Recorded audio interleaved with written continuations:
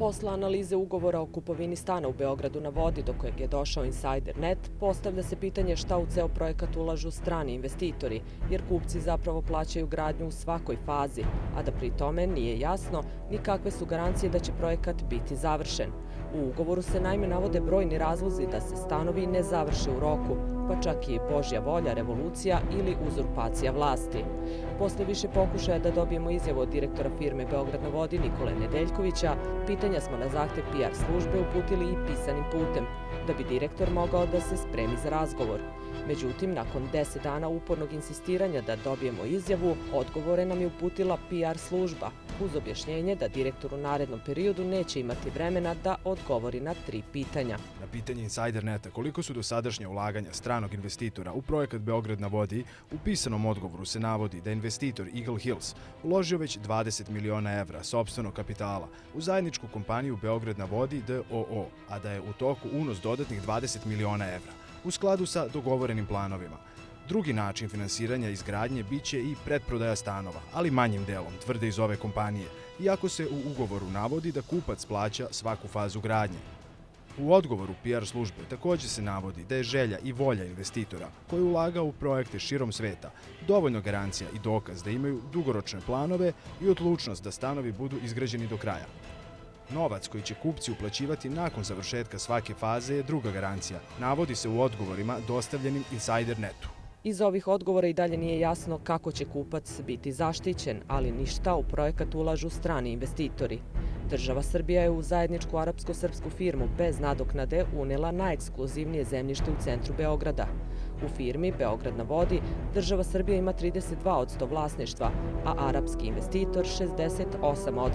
Pošto danima nismo uspevali da dobijemo odgovore na pitanja od direktora zajedničke firme Nikole Nedeljkovića, neka od pitanja postavili smo i gradonačelniku Siniši Malom. On kaže da nije video ugovor o kupovini stanova, a da garancije postoje u krovnom ugovoru koji je sa investitorom potpisala država. Pa ja ne znam kakve veze ima ugovor sa kupcima i sa ugovorom između Vlade Republike Srbije i investitora. Ugovor sa investitorom koji je na sajtu Vlade Republike Srbije, ako ga pročitate, tu imate garancije koje su vezane za sam posao. A ne mogu da komentarišem ugovor između pojedinih kupaca stanova i prodavca stanova. Da, ali možete da ignorišete činjenicu da tu stoji da Božja volja, promjena vlasti može biti razlog za povlačenje investitora. Ja, koliko se razumem, je force majeure je uvek, odnosno Božja volja, force majeure je klauzula ugovora, standardnog ugovora, u svakom ugovoru imate da ukoliko dođe do više sile, ugovor može da se raskine. Ne vidim ništa sporno u tome.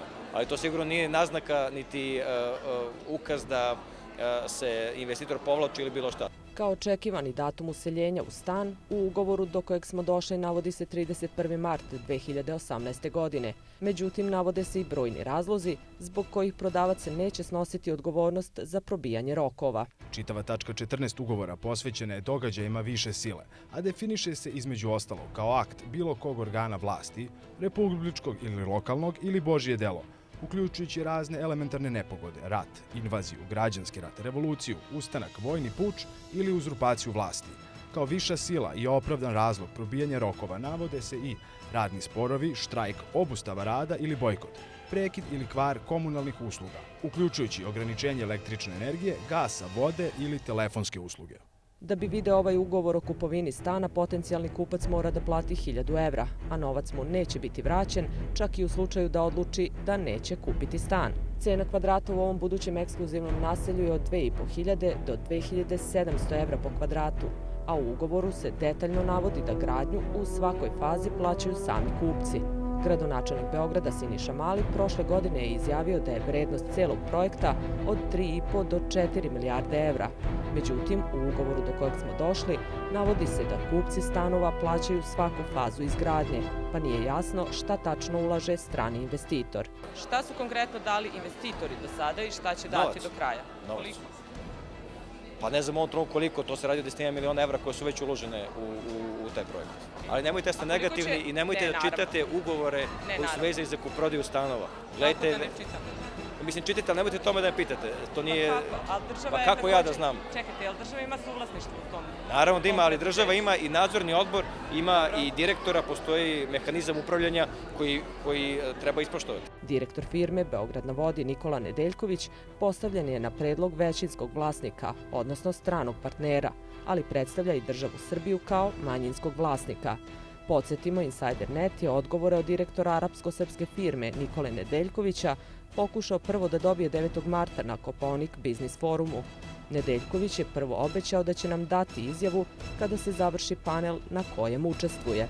Ali sad ste hteli da date izjavu i kad ste čuli da je Insider produkcija, onda ste rekli... Mislio sam da to neki zakazani. Ali mi vas tražimo celog dana, ja ne znam, samo na... Nisam dobio nikakav poziv. Evo, mogu ja da vas pitam.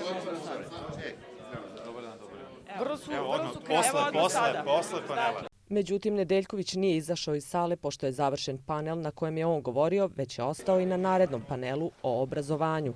Nedeljković je zatim iz sale izašao u pratnji dvojice muškaraca. Ne možete me sprečiti da radim svoj posao. Izvinite, odakle vam pravo da našu novinarku gurate fizički? Ispostavilo se da je čovek koji je gurnuo našu novinarku Nikola Avram, direktor MK Resorta, gde se održavao biznis forum. Avram je sutradan uputio izvinjenje našoj redakciji zbog incidenta. Ugovor o kupovini stana svakako jeste pitanje ugovornog odnosa između kupca i prodavca, ali projekat Beograd na vodi nije privatni projekat, već je dobio status projekta od nacionalnog značaja učešćem države Srbije. Zato nisu jasne reakcije nadležnih koji pitanja o Beogradu na vodi neretko doživljavaju i tumače kao negativan odnos javnosti prema celom poslu.